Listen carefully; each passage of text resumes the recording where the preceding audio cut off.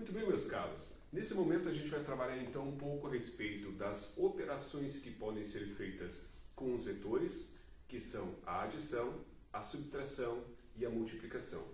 Nós não veremos divisão de vetores porque não existe, não há definição matemática para a divisão de um vetor por outro. E as duas primeiras operações, em especial, que a gente vai ver, que são a adição e a subtração, vão ser baseadas nesses três vetores que aqui estão.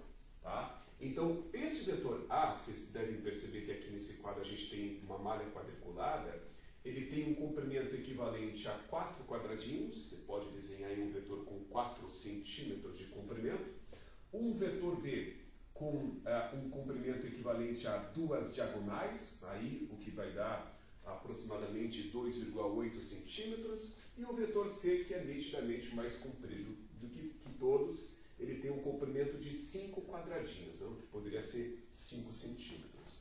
A gente vai aprender primeiro a somar vetores.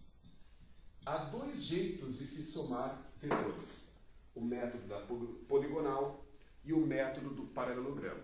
E aqui a gente tem apenas o interesse de fazer a soma geométrica, que a gente não vai aprender a calcular o valor do vetor resultante. Isso é o objeto da próxima videoaula, que a gente tem apenas o interesse de fazer a soma geométrica desses vetores. Então, se eu juntar os vetores B e C, o resultado vai ser um vetor apontando para onde?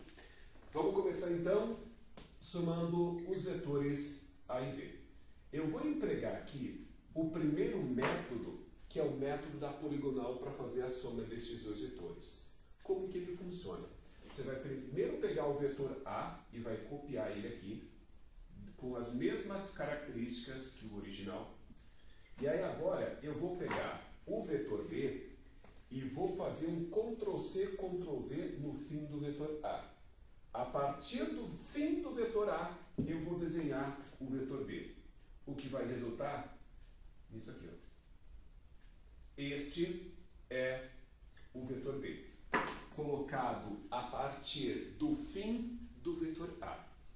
Muito bem, coloquei esses dois vetores literalmente um atrás do outro e agora eu vou traçar o vetor resultante dessa soma desses dois vetores. Prestem muita atenção, o vetor resultante vai ser traçado a partir do primeiro vetor que tu traçou até o último. O vetor resultante vai sair deste ponto aqui até esse ponto aqui, ó. Este é o vetor resultante da soma desses dois, do início do primeiro ao fim do último. Ah, não posso inverter do último para o primeiro? Não, não pode, está errado. Esse método que eu empreguei para traçar o vetor resultante é chamado de método da poligonal, porque quando eu traço o vetor resultante, eu obtenho um polígono, obviamente, de lados fechados. Tá, teria como eu fazer a soma dos três vetores ao mesmo tempo? Somar os vetores A, B e C? Teria como.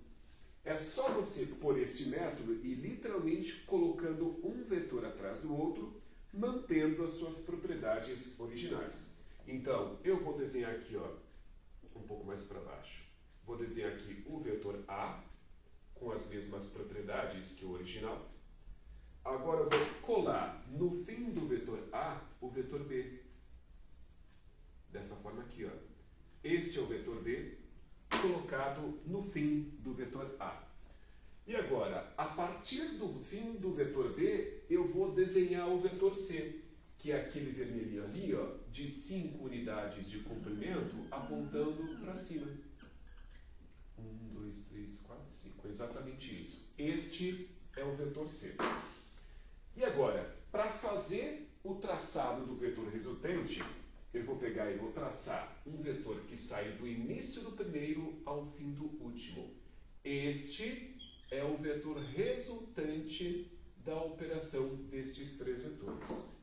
Aqui de novo, eu empreguei o método da poligonal, onde você vai colocando um vetor atrás do outro e ao final traça o vetor resultante do início do primeiro ao fim daquele último. Muito importante, se você está utilizando o método da poligonal, um indicativo de que se você está fazendo as coisas certas ou não é que o início de um vetor sempre tem que coincidir com o fim do outro. Até porque eu disse, você vai colocando um vetor atrás do outro. Agora, para mostrar para vocês como que a gente faz para executar essa soma empregando um método diferente, a gente vai abordar agora o método do paralelogramo. Vou pegar esses dois vetores A e B e vou somar de novo, mas empregando um método diferente. Como que vai funcionar? Você vai pegar de novo o vetor A e vai colocar ele aqui. E agora, para somar com o vetor B, tu vai colocar no início do vetor A o vetor B, não mais no fim. Tu vai, a partir do início do vetor A, desenhar o vetor B, aquele com duas diagonais de comprimento. Assim, ó. Este é o vetor B colocado no início do vetor A. E agora? Agora, a gente vai montar um polígono de lados paralelos. Tu vai lá na ponta do vetor B e vai traçar uma linha com o mesmo comprimento que o vetor A e paralelo a ele. Vai na ponta do vetor A e vai traçar uma linha de mesmo comprimento e paralelo ao vetor B. Vejam que eu montei um polígono de lados paralelos. E agora eu vou traçar o vetor resultante. O vetor resultante vai ser traçado de tal maneira a cortar essa figura ao meio. Eis o vetor resultante. E esse vetor resultante aqui, vocês percebem, ele é idêntico a esse aqui. Tá? Idêntico. E não poderia ser diferente, porque eu estou executando a mesma operação, mas de um jeito diferente. Não tem como fazer a mesma coisa e dar resultados diferentes. Esse método aqui, ele é chamado de método do paralelogramo, porque quando você traça o vetor resultante, monta esse vetor, essa operação, o resultado é uma figura de lados paralelos. Tudo bem? Bom, qual que é o melhor? Poligonal ou paralelogramo? Tanto faz. Mas vou adiantar. O método do paralelogramo ele tem uma limitação. Ele só pode ser utilizado para somar vetores de 2 em 2. Então, se você quiser fazer a soma dos vetores A, B e C pelo método do paralelogramo, tu primeiro teria que fazer a soma de A com B e o resultado fazer um outro paralelogramo com o vetor C. Tu teria que fazer 2 desenhos. É mais fácil empregar poligonal quando você tem 3 ou mais vetores, que tu vai grudando um vetor no outro. Mas em outras circunstâncias, é inevitável o uso do método do paralelogramo. Por exemplo, num conteúdo que é típico do terceiro ano do ensino médio, para se calcular força elétrica resultante, campo elétrico resultante de um sistema de cargas, é inevitável utilizar o método do paralelogramo. Tá? A mesma coisa acontece em outras áreas da física, como num plano inclinado, lá no estudo da mecânica. Então, às vezes é melhor usar a poligonal, às vezes o paralelogramo. Depende muito da circunstância. A gente vai seguir agora para falar sobre a segunda operação, que é a subtração de vetores. E aí eu vou mostrar para vocês que toda a subtração pode ser reduzida a uma adição. Querem ver? Olha só. Vamos supor que eu queira resolver essa operação aqui, A menos B. Convenhamos, A menos B não é a mesma coisa que A mais menos B. É a mesma coisa, não é? Porque se eu fizer mais com menos, volta para o menos, é a mesma operação que antes. Então, o que significa diminuir um vetor do outro? Diminuir um vetor pelo outro é a mesma coisa que somar o primeiro com o oposto ao segundo. Lembra o que é vetor oposto da videoaula anterior? Vetor oposto é basicamente o mesmo vetor, só que apontando para um lado diferente. Este é um vetor oposto a B, o menos B. O que eu vou fazer? Eu vou copiar aqui o vetor A partir do fim do vetor A, eu vou colocar o vetor oposto a B, o vetor menos B, que é esse aqui, ó. Este é o vetor menos B. E agora eu traço o vetor resultante, do início do primeiro ao fim do último vetor. Este é o vetor resultante desta operação. Ok? E se eu tivesse, sei lá, uma espécie de operação mista, A mais B menos C.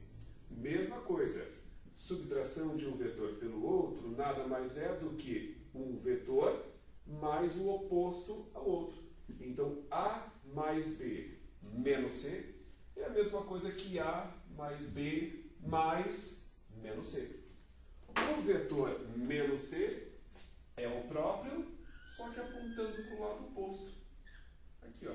Este é o vetor oposto ao vetor C.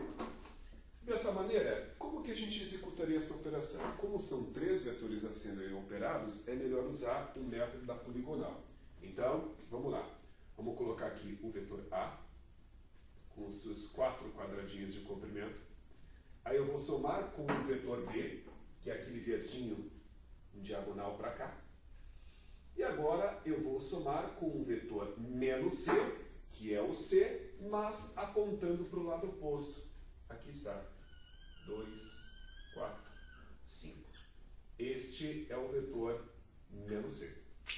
E aí, para traçar o vetor resultante, nós vamos traçar um vetor do início do primeiro ao fim do último vetor. Este é o vetor resultante dessa operação. Tudo bem? Nessa parte a gente viu como somar e subtrair vetores. Agora a gente vai falar um pouquinho a respeito da operação chamada multiplicação. Não é uma multiplicação qualquer, tem um nome bem específico, se liga na sequência desse vídeo. Nessa continuação a gente vai ver a última das operações, que é a multiplicação de um vetor por um escalar. Na verdade, envolvendo vetores, nós temos 3 tipos de multiplicação, o chamado produto escalar e o produto vetorial, que a gente vai ver numa outra oportunidade, que é a multiplicação de um vetor por um escalar, que é o que a gente vai discutir agora, que basicamente é o que é cobrado em vestibulares envolvendo física básica. Multiplicar um vetor por um escalar é multiplicar um vetor por um número, e o resultado dessa multiplicação é sempre um vetor mais comprido ou mais curto que o original, com o mesmo sentido ou com sentido trocado. Aqui eu tenho a representação deste vetor que representa uma força de módulo 12 newtons sendo aplicado aí em alguma coisa. E, como eu disse, multiplicar um vetor por um escalar é multiplicar um vetor por um número. E vamos supor que esse número seja o número 2. O que vai resultar dessa multiplicação? Esse produto, essa multiplicação desse vetor pelo escalar 2, como ele é positivo, não tem um sinal de menos aqui, o vetor resultante dessa operação vai ser com o mesmo sentido do original, só que 2 vezes mais comprido por conta desse 2 aqui. Então eu vou desenhar aqui um vetor 2 vezes mais comprido e com o mesmo sentido do original. Este seria o vetor 2F de módulo 24 newtons. Se eu multiplicasse o vetor F pelo escalar menos 3, o que resultaria dessa operação? Agora, como o escalar é negativo, o vetor resultante dessa operação vai ter sentido trocado e 3 vezes mais comprido por causa daquele 3. Então, eu vou desenhar um vetor 3 vezes mais comprido, 3, 6, 9, e com o sentido trocado. Aqui está o vetor menos 3F, apontando para o lado oposto e de módulo triplo do original. Então, quando você multiplica um vetor por um escalar em módulo maior do que 1, o resultado é um vetor mais comprido que o original. Quando o escalar é positivo, o resultado é um vetor de mesmo sentido. Escalar negativo, um resultado é um vetor com sentido trocado. E se eu fizesse isso aqui, ó, multiplicasse o vetor F por um escalar 1 meio. O resultado seria um vetor com o mesmo sentido do original, afinal ele é positivo, mas 2 vezes mais curto. Então eu vou procurar aqui representar um vetor 2 vezes mais curto do que o original. Este aqui seria o vetor 1 meio de F, de módulo 6 newtons, né? Metade do valor original, metade por conta do escalar, que é metade da unidade, óbvio, né? E por fim, se eu multiplicasse esse vetor F pelo escalar menos 3, o resultado seria um vetor 3 vezes menor e com sentido invertido. O resultado dessa operação seria um cotoco, desse jeito aqui, ó. Este seria o vetor menos 1/3 de F, com o módulo 1/3 do original, no caso de 4 newtons. Então, quando se multiplica um vetor por um escalar, você pode alterar o módulo desse vetor, torná-lo mais comprido ou mais curto, e o sentido dele, torná-lo com o mesmo sentido, sentido oposto. Não dá para alterar a direção do vetor ao operá-lo com um escalar. Tudo bem, minha gente?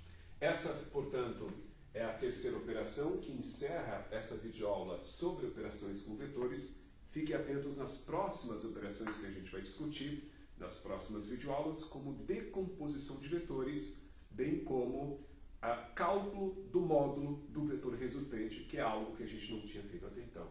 Firmeza? Um abraço para vocês aí e bons estudos, tá?